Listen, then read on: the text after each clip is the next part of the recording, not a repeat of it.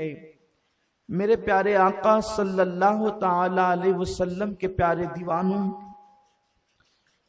जिस आये करीमा की तिलावत करने का मैंने शरफ हासिल किया है, रब्बुल इज्जत उससे मुतालिक मुझे हक कहने और आप तमामी हजरात को हक सुनकर उस पर अमल करने और उसे आम करने की तौफीक अता फरमाए। मेरे प्यारे आका सल्लल्लाहु ताला अलैहि वसल्लम के प्यारे दीवानों, इस्लाम अपने मानने वालों को कहीं पर तशनए कानून नहीं रखता, यानी कि कहीं पर भी इस्लाम ला कानूनियत की जिंदगी, बेहरा रवी की जिंदगी, अपनी तबीयत की जिंदगी, अपनी मर्जी के मुताबिक की जिंदगी की इजाजत नहीं देता।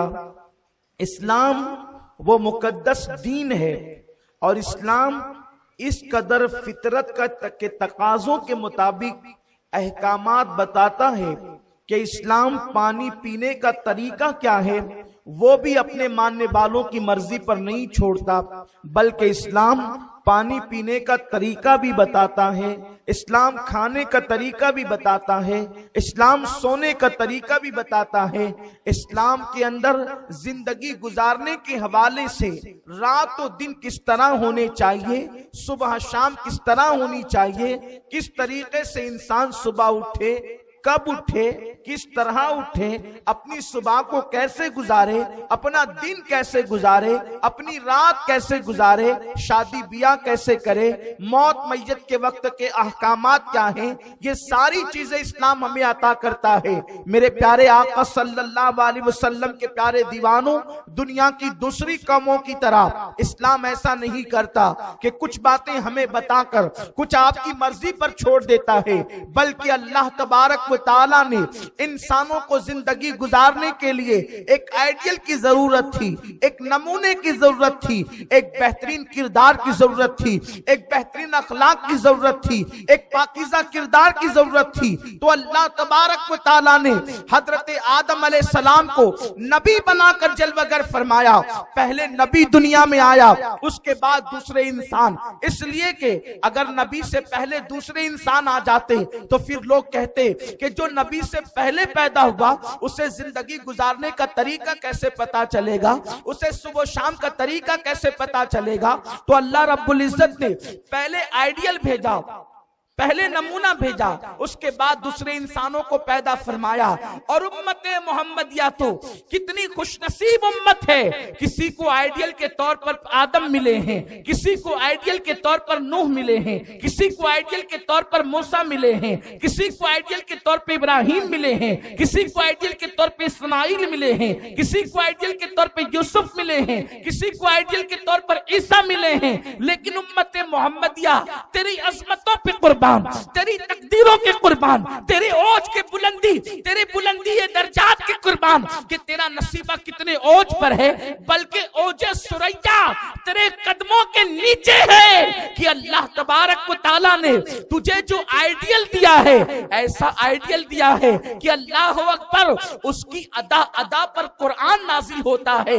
अगर वो सो जाए तो मेराजे मनामी, वो सो जाए तो मेराजे मनामी, वो जागे तो खुदा से हम कलामी, वो कंबल ओढ़े तो कुरान नाजिल हो, वो कंबल उतार दे तो कुरान नाजिल हो, वो बैठे तो कुरान नाजिल हो, वो लेट जाए तो कुरान नाजिल हो, वो खड़े हो जाए तो कुरान नाजिल हो, वो आंखें उठाए तो कुरान नाजिल हो, वो आंखें झुकाए तो कुरान नाजिल हो।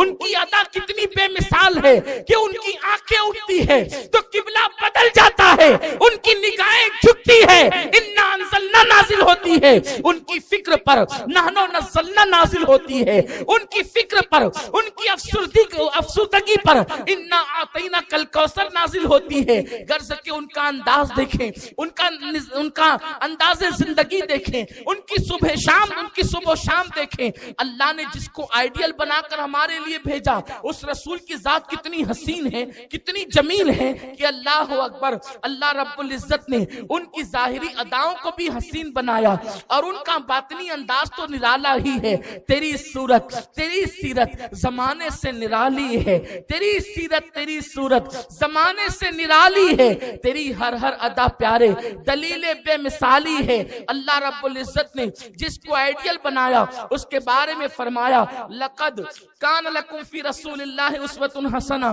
कि तुम्हारे रसूल की जिंदगी तुम्हारे लिए बेहतरीन नमूना है। हुजूर अलैहिस्सलाम को अल्लाह रब्बुल इज्जत के जलवों का अक्स है।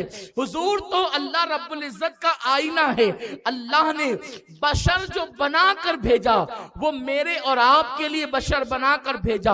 हुजूर जो हैं अगर उसी अंदाज में आते तो फिर हमें चलने का तरीका कौन सिखाता, हमें बैठने का तरीका कौन सिखाता, हमें खाने का तरीका कौन सिखाता। कुदरत को हमारी गुर्बत पर और हमारी निरी बशरियत पर प्यार आ गया तो अल्लाह ने अपने महबूब पर बशर का पर्दा डालकर उन्हें हमारे दरमियान भेज दिया ताकि ए लोगों मेरा हबीब मक्के में चले तो तुम चलने का तरीका सीखो, वो मदीने मुनव्वरा में बैठे तो तुम्हें बैठने का तरीका मिल जाए, वो ऊंटनी पर सवार हो तो तुम्हें सवारी के आदाब मिल जाए, वो अपना लुकमा किसी गरीब के मुंह में डाले तो तुम्हें गरीबों से हमदर्दी नसीब हो जाए, वो किसी यतीम के सर पे हाथ फेरे तो यतीमों को लोग मनहूस समझने की बजाय काबिले ताज़ीम समझने लगे, वो किसी फातिमा को अपने जिगर का टुकड़ा कह करके गोद में खिलाए तो तुम्हें बेटियों की अहमियत पता चल जाए, वो किसी खदीजा 2 मर्तबा बेवा होने वाली के सर पे चादर डालकर उसे सुहागन बना दे तो तुम बेवाओं को मनहूस न समझो बल्कि उनकी अजमत का इकरार करते हुए नजर आओ। वो किसी आयशा के बिस्तर पे लेट जाए और कुरान नाजिल हो जाए तो तुम्हें बीवी की अजमत और बुजुर्गी का पता चल जाए। मेरे आका अलैहिस्सलातु व तस्लीम के प्यारे दीवानों, दुनिया कहती है जब वो खुदा के जलवों का अक्स है, वो खुदा नहीं, वो जुदा भी नहीं, तो फिर बशर बन के आने की वजह क्या है? बशर बन के आने की वजह मेरी और आपकी गुर्बत और निरी बशरियत पर अल्लाह का रहमो करम है, वरना अल्लाह की इज्जत की कसम अगर उनके होता तहते मशीयत खुदा बन के आता वो बंदा खुदा का। उस रसूल की शान ये है, अल्लाह अपनी शान के मुताबिक उनको जो जो बना सकता था बनाया, जो मुकाम अता कर सकता था किया। ये उस रसूल की शान है, लेकिन उन्हें आइडियल बनाना था इसलिए लिबासे बशर में भेजा ताकि हमें जिंदगी गुजारने का तरीका मिले। उस रसूल आजम ने जिंदगी गुजार कर बताया कि जिंदगी ऐसे गुजारी जाती है, सुबह कैसे की जाती है, दोपहर कैसे की जाती है, शाम कैसे की जाती है। उसी रसूल आजम सल्लल्लाहु अलैहि वसल्लम ने बताया कि लोगों, अल्लाह के नजदीक फजूल कामों की बड़ी मजम्मत है, बल्कि सूफिया फरमाते हैं जिस काम में फायदा हो ना नुकसान, यानी एक ऐसा काम है जिसमें कोई फायदा भी नहीं और उसमें कोई नुकसान भी नहीं, सूफिया किराम फरमाते हैं ऐसा काम भी छोड़ देना चाहिए। जिस काम में फायदा भी ना हो और नुकसान भी ना हो वो काम इस्लाम में छोड़ने का हुक्म है। तो जिस काम में नुकसान ही नुकसान हो उसमें उसको कैसे छोड़ना चाहिए, कितनी उसको छोड़ने की इस्लाम हिदायत देता होगा। हमारी कौम का हाल ये है, मेरे सामने 99% नौजवान,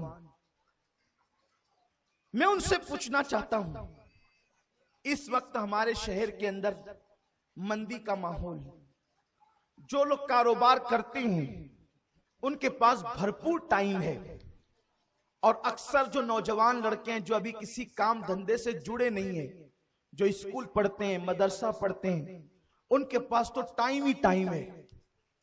तो टाइम ही टाइम सबके पास है। हर आदमी चाहता है टाइम पास करे, टाइम पास करे यानी वक्त गुजारी करे। हर इंसान वक्त गुजारना चाहता है। देखो ये जो वक्त है ना, वक्त उस तेज छुरी का नाम है कि इसने कभी किसी की परवाह नहीं की है। जो इसके नीचे आया वक्त ने उसको ज़बाह कर दिया। बात वक्त की है। बुजुर्गों ने फरमाया जो वक्त की कदर नहीं करता दुनिया उसकी कदर नहीं करती। जो लोग टाइम की कदर करते हैं, जो लोग वक्त की कदर करते हैं, दुनिया हमेशा उसकी कदर करती है। और इस्लाम में तो टाइम की इतनी अहमियत है, जितनी अहमियत इस्लाम में वक्त की है उतनी किसी मजहब में वक्त की अहमियत नहीं।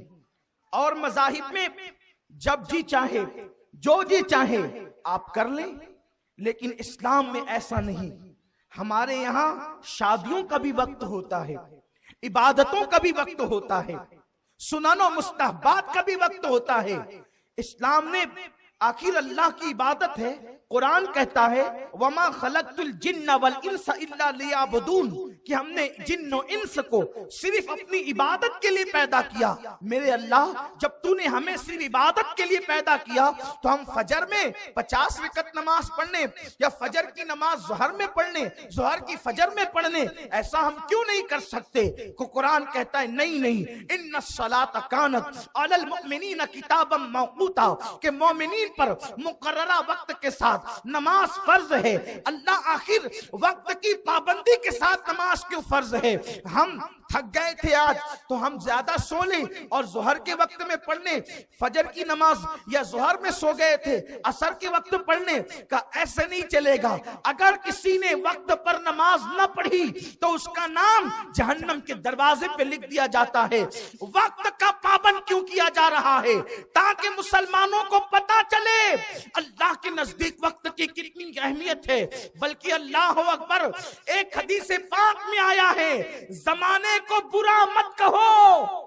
हदीस कुदसी है, अल्लाह फरमाता है हदीस कुदसी में, जमाने को बुरा मत कहो, मैं ही जमाना हूं।